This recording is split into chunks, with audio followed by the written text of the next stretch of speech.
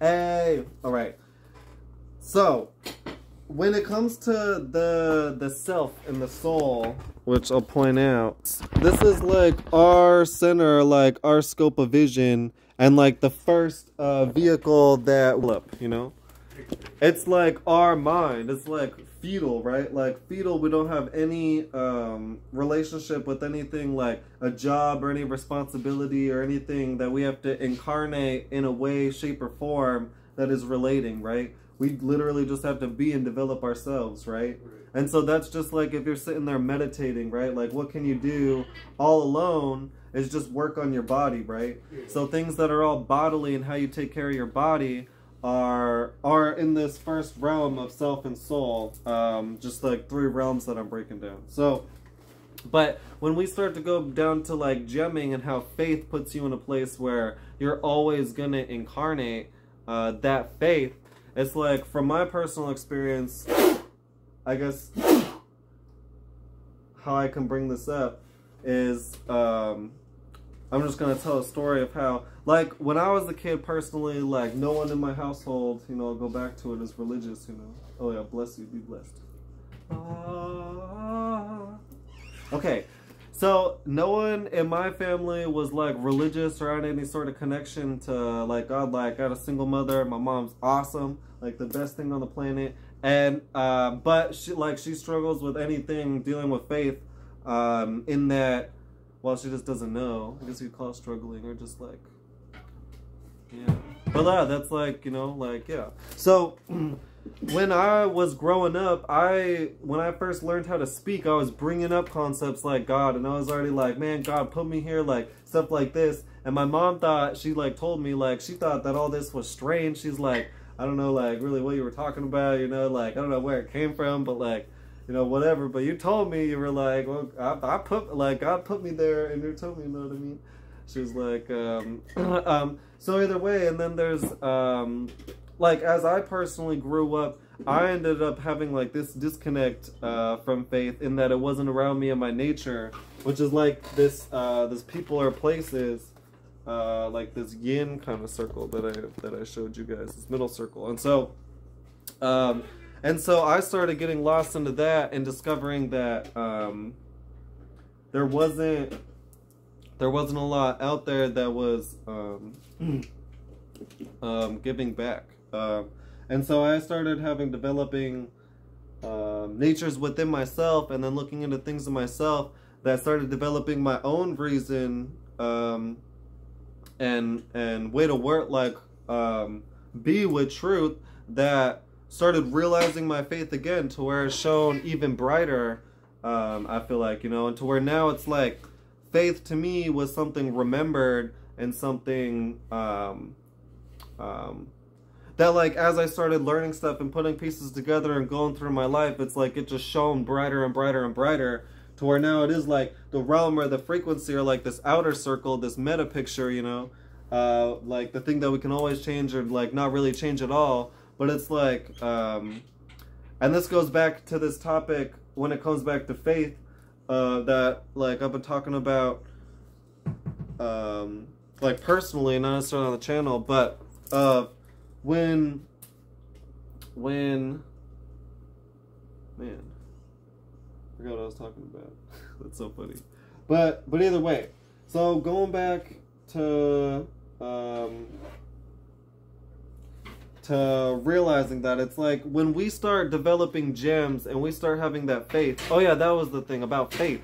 Is like faith, when we just say, oh, you gotta have faith, it's like faith should be that thing we can never be without, because truth is always telling us what it is. You know what I mean? Like faith has to be that thing that you literally can't disconnect from. So it seems backwards to me to say, oh, you just gotta have faith, or something like this, or I'm struggling with my faith.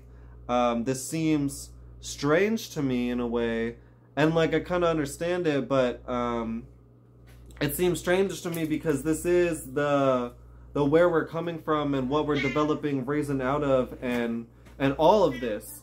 Truth never speaks reason. So if you can't like figuring out what that is still in between the lines, like a like a movement or an energy or a frequency or something like that, like a collage, but it's still, yeah, still something, you know.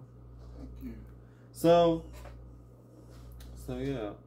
So then when it comes down to what, like, we are just always going to incarnate or, like, die for, or, you know, like, what we just know and are going to take with us, like, had with us, and what we're going to take with us, like, rediscover even if we lose it, you know, like, it's just there. Like, this is, like, that's the energy of what can create real gems that will take with you. So when you wake up and you incarnate, like, which is why I kind of have this feeling in my life, just because of how I've seen my life and the stories I've heard and the people I've been around, like, these things have really, like, taught me, you know. So that's just my personal testimony, you know, is that, like, when we put our faith into any one of these spaces, when we put our faith into our body and our thoughts and our habits, then this is when we're going to go through trials and tribulations to figure out how to express that. Because I feel like what faith is the only way that it's true to be the frequency is that it's willing to, like, break through every corner and express itself through every end, right? So by that definition, it's going to find itself, like, in every, like, personal situation, or, like, how it kind of reacts with the personal situation. It's going to find itself, how well is it a gift, you know? And then it's going to find itself, like, how well is it you? But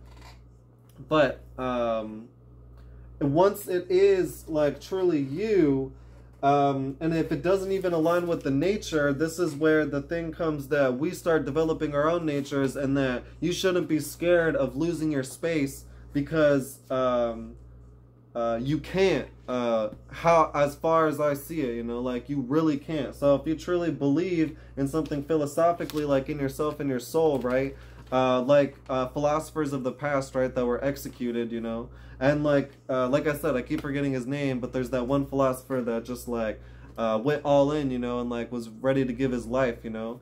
That's someone who's, like, knows that they're always going to be tuning their self or their philosophy in that frequency. So even if he thought he was going to die for sure, it's almost like it makes sense to me that like, well, yeah, if he did die, that he carried that with him to the next life, you know. Because what, like, he shows that his, or, like, he knows that his alignment isn't quite with the ego or the self, because that's going to be killed, or necessarily with the nature. But it's like, I know that this is, like, the influence that we have to spread, or this is the message, right? So I'm willing to go through that friction, right? And so what that will do is create the situation where no matter what life he finds himself waking up in, he's going to be spreading that same message, right? Right. So already that's gonna grow within the self, you know. Versus if he said, no, I'm not gonna die, I'm gonna run, I'm gonna stop saying this within myself, eventually he would have been a weak spirit, so in the sands of time he would still end up writing someone else's nature, right? So now, because he's dying for it and he's writing his own nature, which is just a testament to the faith or the realm that he's in, he's literally, like, that is gemming, because now he has the way to move, which is his philosophy, you know what I mean, and how he's treating himself and his soul, and that's solid in his legacy and how he's, like, received, you know. And so it becomes apparent in the nature realm because it's a friction. So to me it means, like, that even if, well, yeah, he died here, you know, but since he died here, he woke up or is in a place where that is all the more true, you know, to where he didn't sell out his self, to where now his karmic energy and the gem that he created and died with tunes him in deeper to that frequency. So anyway, then when we start going into things like that and thinking about our effects on our self or nature or spirit, it, like, starts changing that realm. So when we start dealing with how we're choosing to deal with our thoughts, and even what we're interacting with and what gifts, aka how we're making money and what we're giving to the world, when we start scoping those in a frame of meaning and connecting with why and who we are, if you really do find your niche and your faith within that, it's like you can never take that away, because the amount of truth or the amount of realization, aka connection with the world, that you would have put into that way is enough to generate a dream, aka like the subatomic, the karma, the faith that's within it, tuning those actions to where it's like a crystal, it's gemming. So now you successfully gemmed if you're all in, and now no matter where you go, you'll take that with you. But you have to be willing to go through those trials and tribulations. You have to be willing to grieve what's around you and the current situation, because your current situation doesn't support that. So if you connect to your current situation and you're gemming and you're finding yourself, and then all of a sudden there's so much friction to where you're being outcasted or something like this, it's almost like you have to be willing to go through that to even find yourself not going through that, unless you forever do want to be a part of whatever nature you were within to begin with, whatever people, places, and events that were like holding you down or like just wanted you to be a part of the general flow, you know? Yeah.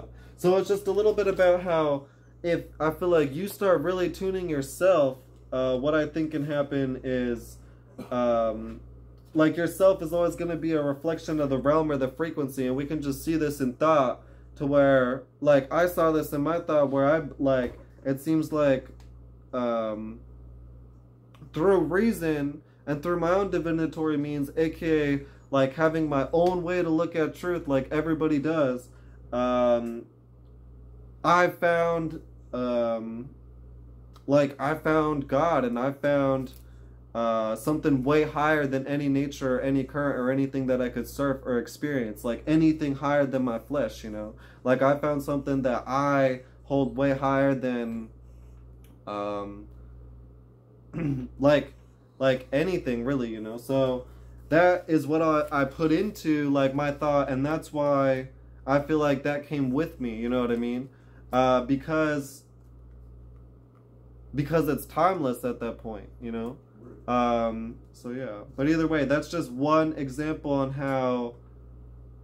how things can kind of travel through time. And once you really concentrate on something hard enough, because it is a reflection of who you really are, aka you concentrate so hard on it or have enough pressure on it because you have the drive, the steam, the gas, the passion, then you don't have to worry about losing your space, right? Like, no matter how I feel like tense it is, you know, like, that's just when it goes, like, check your dreams, delusion or illusion, right? What war are you fighting for?